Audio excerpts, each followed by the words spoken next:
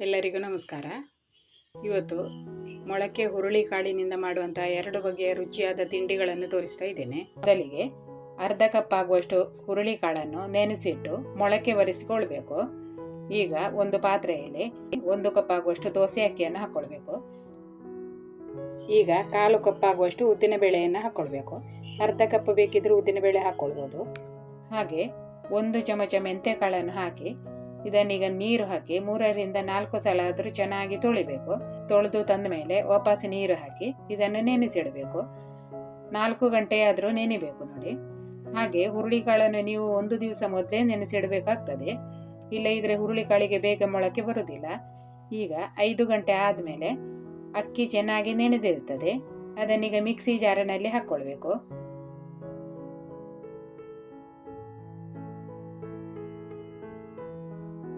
ಹಾಗೆ ನೀರು ಹಾಕಿ ಅದನ್ನು ರುಬ್ಬಿ ತರಬೇಕು. ನಯವಾಗಿ ರುಬ್ಬಿಕೊಳ್ಬೇಕು. ಈಗ ನಾನು ರುಬ್ಬಿ ತಂದಿದ್ದೇನೆ. ಈ ರುಬ್ಬಿದ ಹಿಟ್ಟನ್ನು ಒಂದು ಪಾತ್ರೆಯಲ್ಲಿ ತೆಗೆದುಕೊಳ್ಬೇಕು. ಈಗ ಮಿಕ್ಸಿ ಜಾರಿನಲ್ಲಿ ಕೂಡ ಸ್ವಲ್ಪ ನೀರು ಹಾಕಿ ಸೇರಿಸಿಕೊಳ್ತಾ ಇದ್ದೇನೆ. ಈಗ ಇದನ್ನು ಚೆನ್ನಾಗಿ ಮಿಕ್ಸ್ ಮಾಡಿ ಹುದುಗ್ಲಿಕ್ಕೆ ಇಡಬೇಕು. 8 ಗಂಟೆ ಆದರೂ ಹುದುಗಬೇಕು. ಈಗ ನಾನು ಹುರುಳಿ ಕಾಳನ್ನು ರಾತ್ರಿ ರುಬ್ಬಿಕೊಳ್ತಾ ಇಲ್ಲ, ಮರು ದಿವಸ ಬೆಳಿಗ್ಗೆ ನಾನು ಹುರುಳಿ ಕಾಳನ್ನು ರುಬ್ಬಿಕೊಳ್ತಾ ಇದ್ದೇನೆ.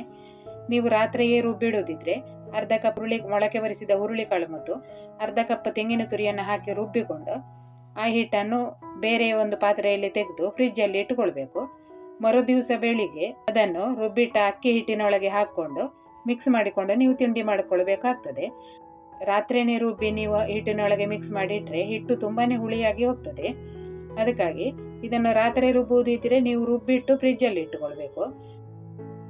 ಮರುದಿನ ಬೆಳಿಗ್ಗೆ ಮೊಳಕೆ ಬರಿಸಿದ ಹುರುಳಿ ಕಾಳನ್ನು ಚೆನ್ನಾಗಿ ಒಂದು ಸಾರಿ ತೊಳೆದುಕೊಳ್ಬೇಕು.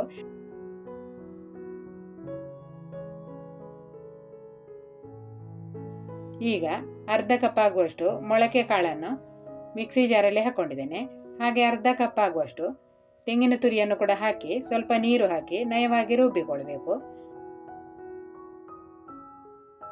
ಈಗ ರುಬ್ಬಿ ತಂದಿದ್ದೇನೆ ನೋಡಿ. ಮರುದಿನ ಬೆಳಿಗ್ಗೆ ರುಬ್ಬಿದ ಹಿಟ್ಟು ಕೂಡ ಚೆನ್ನಾಗಿ ಉಬ್ಬಿ ಬಂದಿದೆ. ಈಗ ಇದನ್ನು ಚೆನ್ನಾಗಿ ಮಿಕ್ಸ್ ಮಾಡಬೇಕು.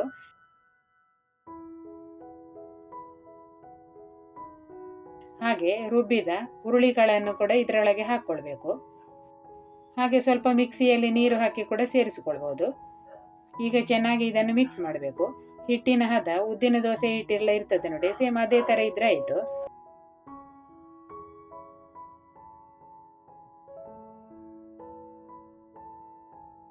ಈಗ ಇದಕ್ಕೆ ರುಚಿಗೆ ತಕ್ಕಷ್ಟು ಉಪ್ಪನ್ನು ಹಾಕ್ಕೊಳ್ಬೇಕು.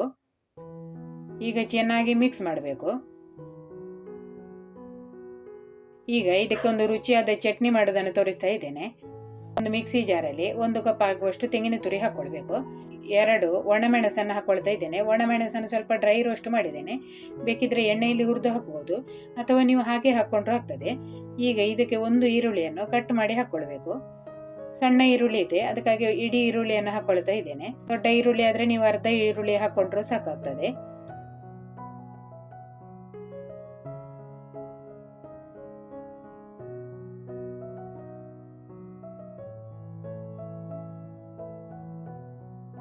ಹುಣಸೆ ಹಣ್ಣನ್ನು ಹಾಕ್ಕೊಳ್ಬೇಕು.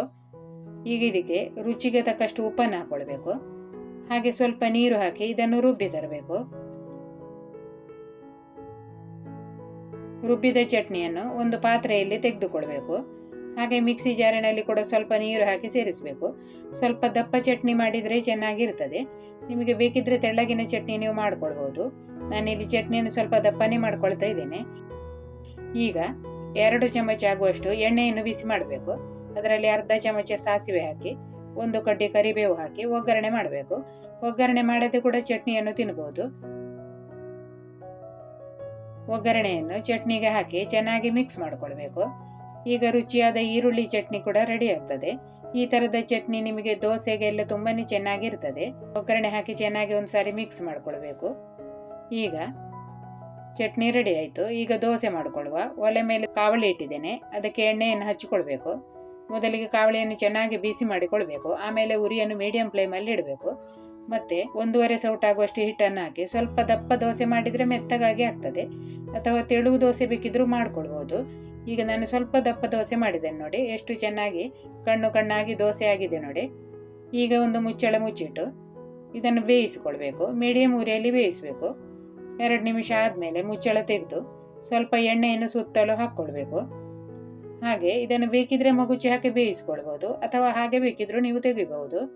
ತುಂಬಾ ಚೆನ್ನಾಗಿರ್ತದೆ.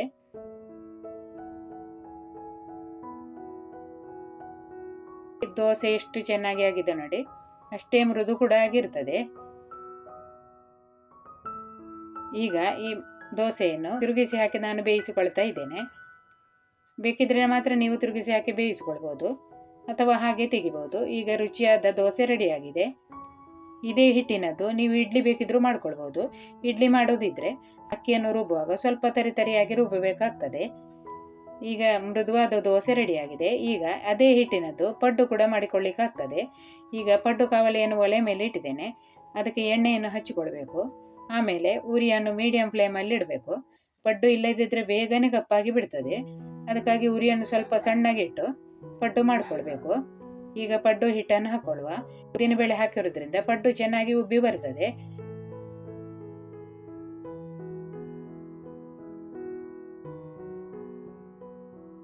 ಹಿಟ್ಟನ್ನು ಹಾಕ್ಕೊಂಡಿದ್ದೇನೆ. ಈಗ ಮುಚ್ಚಳ ಮುಚ್ಚಿಟ್ಟು ಇದನ್ನು 2 ನಿಮಿಷ ಬೇಯಿಸಿಕೊಳ್ಬೇಕು. 2 ನಿಮಿಷ ಆದಮೇಲೆ ಇದನ್ನು ತಿರುಗಿಸಿ ಹಾಕಬೇಕು. ಬೇಕಿದ್ರೆ ಒಂದು ಸ್ವಲ್ಪ ಎಣ್ಣೆಯನ್ನು ನೀವು ಹಾಕ್ಕೊಳ್ಬೋದು. ಎಣ್ಣೆ ಸುತ್ತಲ ಹಾಕಿದರೆ ಇದು ತಿರುಗಿಸ್ಲಿಕ್ಕೂ ಸುಲಭ ಆಗ್ತದೆ, ಕಚ್ಚಿಕೊಳ್ಳೋದಿಲ್ಲ ನೋಡಿ. ಈಗ ಇದನ್ನು ತಿರುಗಿಸಿ ಹಾಕಿ ಬೇಯಿಸಬೇಕು. 2 ಸೈಡ್ ಚೆನ್ನಾಗಿ ಬೇಯಿಸಿಕೊಳ್ಬೇಕು. ಹುರುಳಿಕಾಳಿನಲ್ಲಿ ಪ್ರೋಟೀನ್ ಮತ್ತು ಫೈಬರ್ ಅಂಶ ಅತಿ ಹೆಚ್ಚಿನ ಪ್ರಮಾಣದಲ್ಲಿರ್ತದೆ. ಹಾಗಾಗಿ ಇದು ಎಲುಬುಗಳನ್ನು ಗಟ್ಟಿಗೊಳಿಸ್ತದೆ. ಹುರುಳಿಕಾಳಿನದ್ದು ಸಾರು ಎಲ್ಲ ತಿಂದು ಬೋರಾಗಿದ್ರೆ ಈ ಥರದ ಹುರುಳಿಕಾಳಿಂದ ತಿಂಡಿ ಕೂಡ ಮಾಡ್ಕೊಳ್ಬೋದು.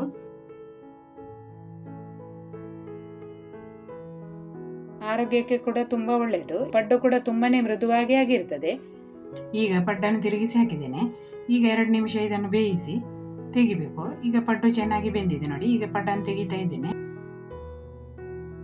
ಈಗ ದೋಸೆ ನೋಡಿ ಎಷ್ಟು ಮೆತ್ತಗಾಗಿ ಆಗಿದೆ ನೋಡಿ, ತುಂಬ ಚೆನ್ನಾಗಿ ಆಗ್ತದೆ. ಹಾಗೆ ಈ ಚಟ್ನಿ ಕೂಡ ಈ ದೋಸೆಗೆ ಒಳ್ಳೆಯ ಕಾಂಬಿನೇಷನ್ ಆಗ್ತದೆ. ಹುರುಳಿಕಾಳು ದೋಸೆಗೆ ಈರುಳ್ಳಿ ಚಟ್ನಿ ಮಾಡಿ ನೋಡಿ, ತುಂಬಾ ಚೆನ್ನಾಗಿರ್ತದೆ. ಹಾಗೆ ಪಡ್ಡು ನೋಡಿ ಎಷ್ಟು ಸಾಫ್ಟ್ ಆಗಿದೆ ಅಂತೇಳಿ ನೋಡಿ. ಒಳಗಡೆ ಆದರೂ ಎಷ್ಟು ಚೆನ್ನಾಗಿ ಬೆಂದಿದೆ, ಹಾಗೆ ಅಷ್ಟೇ ಮೃದುವಾಗಿ ಆಗಿದೆ. ಹತ್ತಿಯಷ್ಟು ಮೆತ್ತಗಿರ್ತದೆ. ಇದೇ ಥರ ಹುರುಳಿಕಾಳಿನ ಪಡ್ಡು ಮತ್ತು ಹುರುಳಿಕಾಳಿನ ದೋಸೆ ಮಾಡಿ ನೋಡಿ.